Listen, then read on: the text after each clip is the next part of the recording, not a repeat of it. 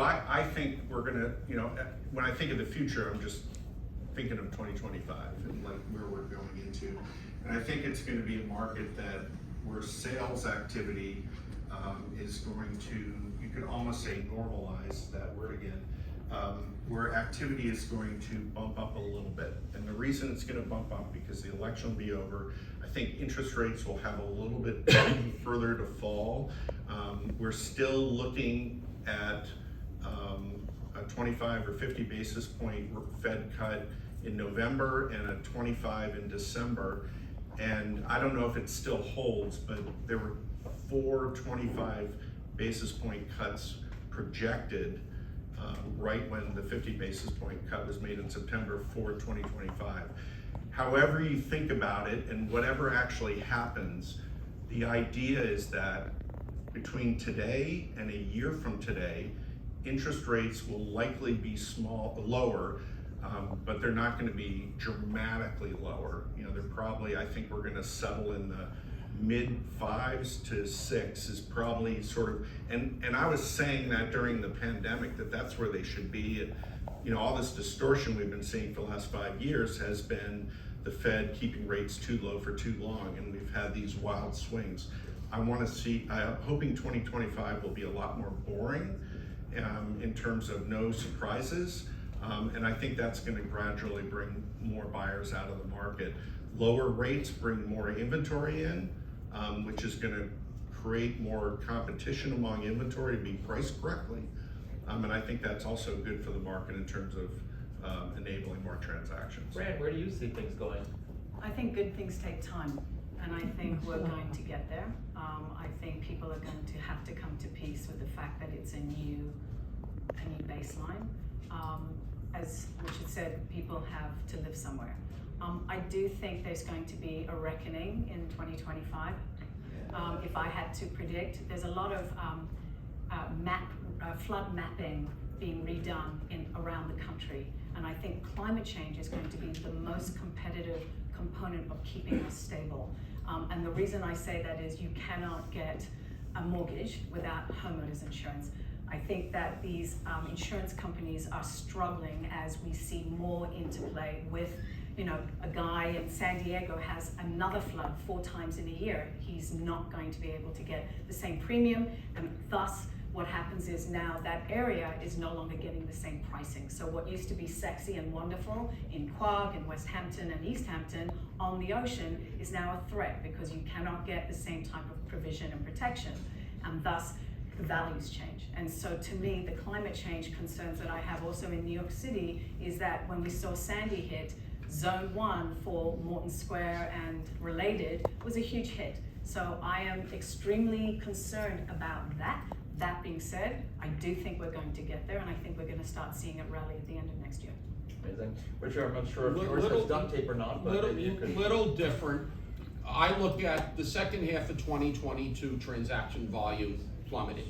23 transaction volume plummeted. 24 transaction volume has been down. I've never seen a market and worked through a market that after 3 years transaction volume didn't start going up.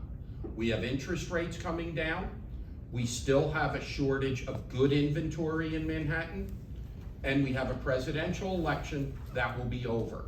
I see a very strong 2025, and also a new factor that we've never had. The New York City work week is coming back to work.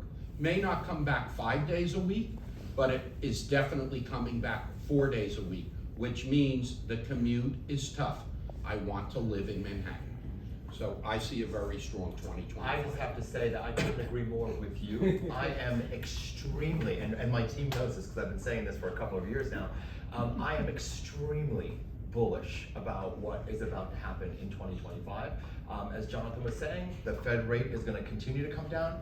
How many times, how many basis points, we're not sure yet. However, we do well assume that it's not going to go up, and that is going to have a positive impact on things to come. Yes, and just contextually, when you think about, instead of like, hey, rates are going to come down X and they're going to, mortgage rates are going to be Y, it's more that I think of it in the way that a year from now, rates will be lower than they are today. I'm not saying they're gonna be significantly lower, but that's gonna be the trend, I think. And the way, the way, when we think about all these other factors, work from home and all this other stuff, the bottom line is I think the election and rates are the two big issues of 2024, and going into 2025, I think that it just brings more action to the market. But it brings inventory into the discussion because Properly priced inventory. You just said the rates are gonna go down moderately, great, okay? That's gonna bring more demand in. However, the problem is, as that demand increases, they're not going down enough for all the people who got 2% and 3% mortgages to get off of their sofas to go into a new place. So That's the lock-in effect, right? That is the lock-in effect. So that, in my opinion, is what's gonna make it a stronger market, because people are gonna be out there, the rates are not gonna be low enough, there's not enough. The only way It's for gonna start to put inventory to upward pressure on really pricing, climb is to have, the faster rates fall, the more inventory comes into the market, and rates aren't gonna fall fast. So inventory is not gonna come into the market, dump into the market. Or we already have evidence of this over the last year. That's what happened. It sort of gradually comes in, and that sort of influences more transactions. The other point I'll make is, and I think it's important, when you think about, putting on I was a broker for 6 months in the 80s, so I feel like I'm qualified. The way I think of it is that prices over the next couple of years, I'm very confident that prices are gonna rise. They're not gonna surge, but nationwide, we see it, in almost every housing market I track. The thing you can count on is that prices are rising.